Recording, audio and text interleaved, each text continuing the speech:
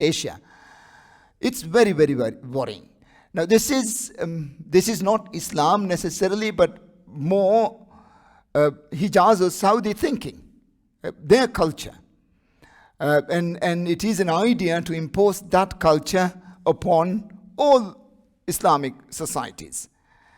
And I'm afraid that the spread of that thinking is very, very rapid. Partly because we haven't stood up and given an alternative narrative.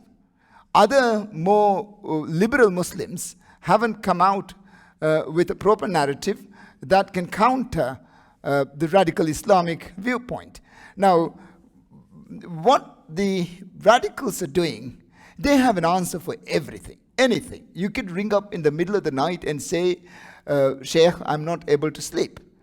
And then the Sheikh would give you a hadith and a revelation on what the Prophet did and what the God has prescribed on sleeping in the middle of the night. And then you go back to sleep.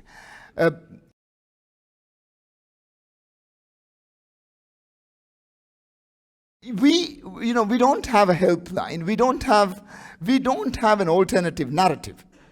And I think it's so important that we come up with an alternative narrative, a liberal version of Islam, or actual version of Islam.